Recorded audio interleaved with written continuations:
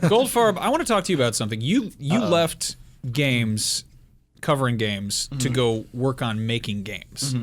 Tell us about that. And now I'm back. Yeah, it was really interesting to see things from the other side. I think, holy crap, I learned a lot about like what a developer is versus a publisher and how some of the business stuff works. And I think it's Did you really... not know the difference between a developer and a publisher when you worked at IGN before, Andrew? I did, but I don't think to the extent that I do now. Sure.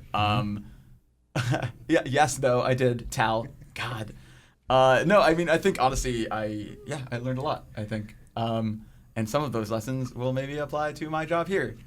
That's good. At IGN. Well, I have to say, like, everything that goes into game development, it's something I think that a lot of people on the journalism side don't necessarily get, right? And I think having that perspective now, super valuable to the process. Yeah. Because game development is freaking hard and you know, and intricate. And there are a lot more people working on a single project than you would actually think. I mean, there are hundreds of people that touch a project. I mean, Anthony Birch wrote this great bit for Kotaku pretty recently. Did you work with him at all? Was he there? Yeah. And he's like, he wrote about how up until working at Gearbox, he was like writing, you know, snarky comments about, oh, like this game could be better. And he's like, well, people who make games frequently know that. They are aware of it, you know, and it's... Yeah, it's that weird boat, right, where having seen it from the other side, it's like, yeah, a lot of work does go into it, but I think it's also important to, now that I've returned to this side, which I guess is kind of atypical, but like being back in this side, you also have to separate yourself from that, right? Because like, yeah, like a lot of people can work on something, but that doesn't mean it gets a pass, you know? Sure. Like you still, like a job as a critic is still to like take into account, like, okay, like this isn't, you know, what it could have been.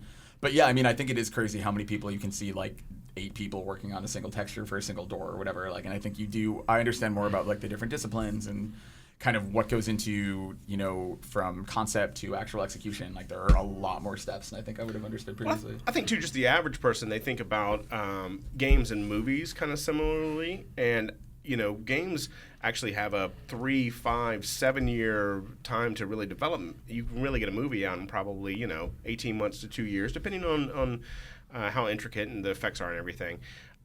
But really, like making a game is just so much bigger in time. I mean, you literally are creating this project out of nothing. You can't just go out and film people, well, unless you're like Jordan Mechner back in the day, and make a game around that. But you can't just go out and film people, you know, just with a great story. Like, there's a lot of technical aspects that go into it, and I just don't think the average gamer out there, and sometimes not even a lot of journalists, understand all the intricacies that go into that. Yeah, I would agree with And that. then it's a business. I mean, it is a business. They need to make money. And I was more, you know, I wasn't actually making content for games, so I think like I saw it from this weird like Well, then why are we outsider talking but also insider perspective. Yeah, actually, I'm just kidding. I wrote all of that. No, I think it's really interesting there though, and I think Gearbox especially, like there are a lot of incredibly talented people there. It was really cool getting to see them. Even like simple things like just watching people mess around. One less now, am I right? Yeah. Well. So what surprised you, Andrew? You know, when you came into it, just like, wow, what really did just go? I never thought of that before.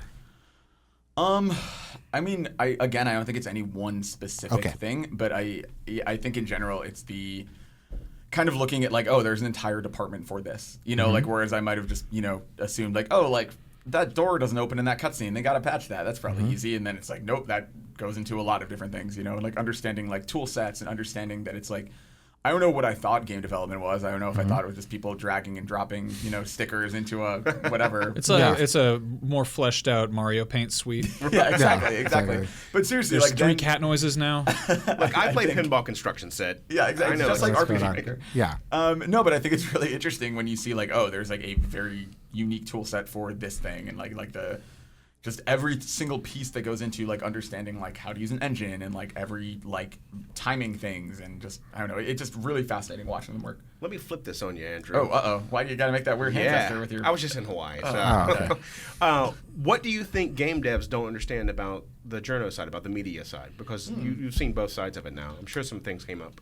I think it's actually funny that there really is this weird perception that it's like a lot of the stuff you and this isn't really like Gearbox specifically, just from talking to various devs at events and stuff, but I think there is occasionally that perception of like, oh, like so like do like game reviewers ever get paid off, and like is like the stuff I read on NeoGAF true? Because like you have to understand like a lot of people are viewing this from the outside, or they will see a game get a really bad review and think there's some kind of personal vendetta, or think it's like, oh, like I guess they should have had a nicer press event or whatever. Like I was shocked talking to a lot of people on that side who do think that way, and granted, God, that's a small percentage, and Sure. they're incredible people, and a lot of people go from press to the dev side, so they understand it.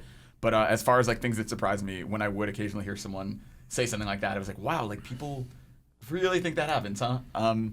But no, I think also like it's that idea of just people don't really understand like when you're going to an E3 or whatever, like you might see like 20 games in a row in a single day or whatever, and if you're game number 3, like you have to stand out. And I think from that side, it was really interesting seeing people kind of wrap their heads around that, and like because you get so focused in on okay, like we're making this game and we have to tell people about it, and like we're gonna try and like drive like sales of this game, but you have to remember that like it has to stand out against that many other things. And I think people lose sight of like just how busy a lot of the games press is. That makes a lot of sense. Losing touch with the ecosystem around them. Yeah. What about all the stories about just how hard people work? Is it all true? I mean, it depends, right? Depends on timing. Yeah, I think like Gearbox actually has some really good producers who made sure that like the people weren't going too crazy. But yeah, I mean, like sure, I think any dev has crunch, and I don't know. It's I think like seeing just my tiny little window of the industry, right? Like obviously I was at one dev, but I think those guys all work really hard. But I think there's like healthy balances and stuff. And man, Gearbox has like so many cool like benefits and food and like all this cool stuff that they. I think Sorry, your snacks aren't good enough for you. I know you gotta rub it in now, Andrew. We have Bagel Day. That's true. Is Bagel Day still a thing? Oh yeah, still a day. Every Wednesday, Bagel Day. I think it's also worth noting that everywhere is different, just in terms of basic structure, because that's what happens when you get a bunch of human beings to try and collaborate on something. You're going to have different personalities who operate in different fashions. But even beyond that, like Beyond, I always love Beyond. I always love the title producer. It's not that it doesn't mean anything. It's that it means so many different things. Sure. Where it's like I always kind of equate it to like saying you're a model, and there's this preconceived notion where you say like, oh yeah, I'm a producer. You're like, you have this kind of weird, so it's like Jerry Bruckheimer, where you're like, oh, I'm a model. It's like, what do you model? I model elderly swimwear for Sears print catalogs. Like it's just you can be that unsexy one, or model. Yeah. Really? Yeah, I think producer. So like that's the problem, right? I think a lot of people understand roles in film in a way they don't in games, and they think that a producer for a film is the same thing as a producer in games, and that's not true. And I think even like leads of various departments and like what a creative director does at one studio versus another, like I think like there's just a lot of interesting differences in the actual roles on a team. And especially I was in a studio with 250 plus people, like obviously on a game being made by 6 people, it's very different. So Yeah. Imagine so. What's a producer do? I mean, think of it more like a project manager, right? It's somebody who just makes sure everyone's hitting deadlines and make sure that responsibilities are being tasked appropriately and things like that. And Spreadsheets and timers. Sure it changes per studio, but yeah, I mean, it is. It's like it's a lot of that organization.